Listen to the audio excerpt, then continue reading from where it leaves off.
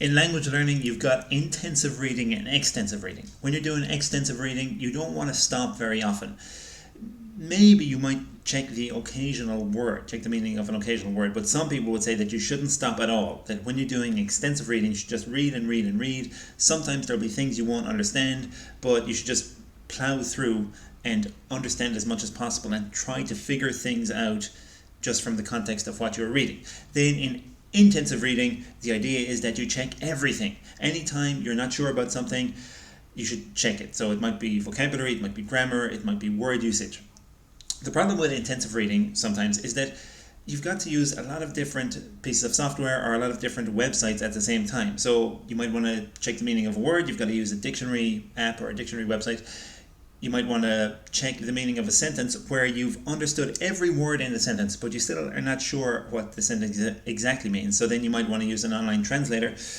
You might want to check a grammar point, so then you might want to check YouTube or Google for an explanation of the grammar point, or you might want to see if 2 or 3 words that appear together in what you're reading are actually common collocations, or if this is just an unusual use of those words. Then you might want to check something like Youglish to see how often those words appear together in YouTube videos which have subtitles. The exciting thing about Chat GPT for intensive reading is that potentially you could be able to do almost all those things together just on Chat GPT. So just now I recorded a video of myself reading in 4 different languages, just for a few minutes in each language, and every time I got to a point where I didn't understand something, I went and checked on Chat GPT. So I read some of this article in Japanese, which was about important books or life-changing books to read in 2023. And I read some of this article in Spanish, which was about the value of herbs and spices in the diet. Then I read some of this article about AI in Chinese. And finally, a travel blog article in French. So I basically just kept reading in each language until I came up with 3 questions for ChatGPT. So on average, it was about 5 or 6 minutes with each language. I'm not going to show you the whole process of me reading. I'm just going to fast forward and stop at the points where I actually had a question. And here is the first one. So in this sentence, there is an expression that I hadn't seen before, which is mulyo wake. And so mulyo means free, and that's a very basic word, but I've never seen this wake after mulyo. So I wanted to know, well, what does this character, I think I used the word character in the question. I should have used kanji. What does this kanji mean? Because it's Japanese, but it doesn't really matter.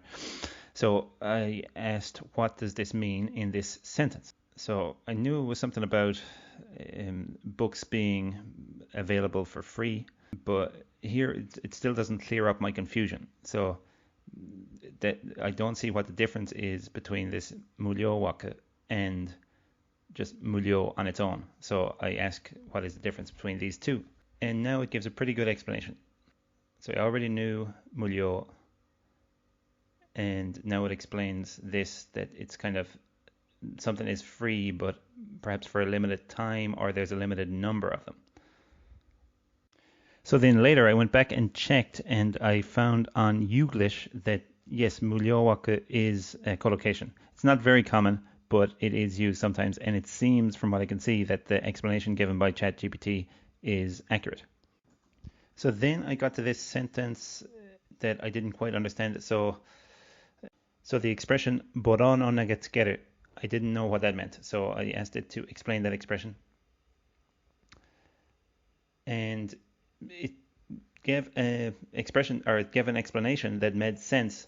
I since went back and tried to find other examples of this collocation, and there aren't very many. So I can't find many examples of this collocation. Perhaps it's not widely used, but at least the explanation seemed to make sense. So it's like, if I've understood correctly, it refers to books that kind of throw out unusual opinions but argue very fervently for those opinions. Next, I came across a word in this sentence that I didn't understand. So dogitsui hon mo shoukai shimasu. So this dogitsui was something that I'd never seen before. So I asked for an explanation. and according to Chat GPT, it means like difficult. There are a lot of other ways to say difficult books in Japanese, but so this is quite an unusual way to say it.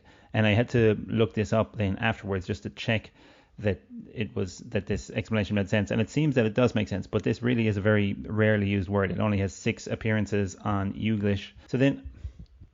So when I'm studying and I come across a word like this that it doesn't appear much on Youglish, and there doesn't seem to be many example sentences of it on the internet, then I just don't study it. I don't learn it. If I come across a useful and common word, then I'll put it into Anki and I'll make some Anki flashcards. But this word seems to be too uncommon, so it's not worth my time trying to learn it.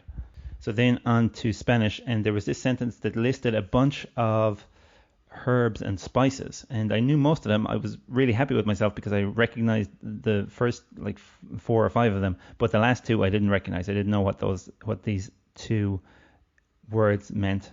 Obviously I knew from the context that they were spices. So albahaca and tomillo. So now I know. So albahaca is basil and tomillo is thyme. So next I got this sentence: al mismo tiempo que reduce las bacterias, hongos y levaduras patógenos o causantes de enfermedades. Now I knew I'd seen the word hongos before, and I didn't know what levaduras meant, but I also couldn't remember what hongos meant. So I had to check both of these words. So I could have just asked for a direct translation, I suppose, but I asked what do they mean in this context, in case they had different meanings in other contexts. So it started to explain, and then I got a network error. And so as time has passed since the release of ChatGPT, it seems to be getting a bit overworked, and there are too many people using it, so there are often network problems. So I started a new chat and eventually got my answer. And it tells me that hongos, or it reminds me that hongos means like fungus or mushroom.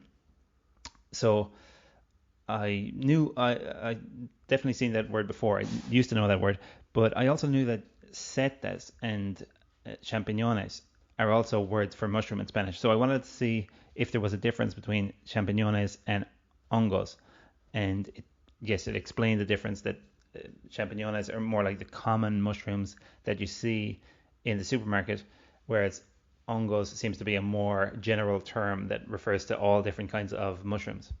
So finally, for Spanish, I came across this expression, el metabolismo hepático, and I was unfamiliar with this expression, and it apparently refers to metabolic processes that take place in the liver. And I was thinking, have I heard of this in English? And no, I haven't. There's something called heptic metabolism that I hadn't heard of that in English either.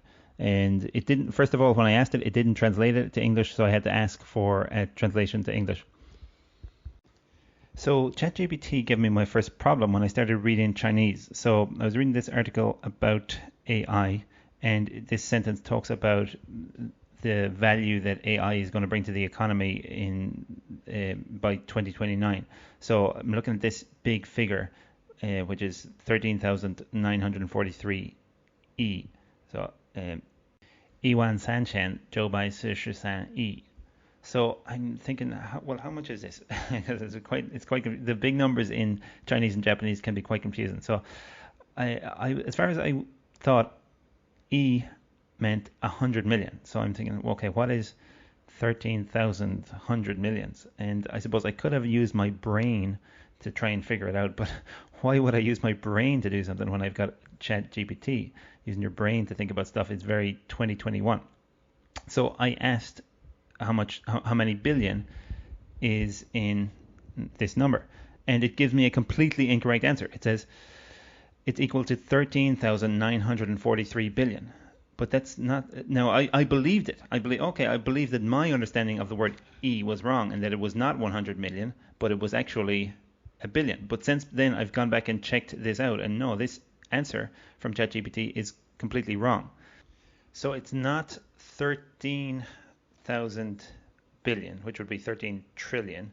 It's 1,394 billion, which would be 1.3 trillion. So next I came across this sentence, and there was one character here that I wasn't sure about, especially how it's used here. So this one, I know it means like a wave, but I just wasn't exactly sure what it meant in this sentence. So, 一波浪潮. So I know now that it means like a wave.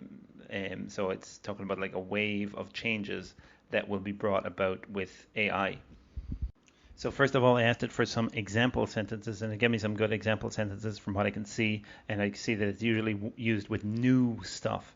And then I asked for some nouns that it's usually used with, and it gave me a bunch of nouns there.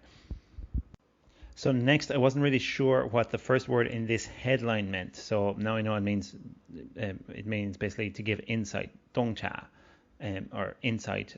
So this explanation here from Chat GPT seems pretty accurate. It seems like a good explanation because I've checked now in other places.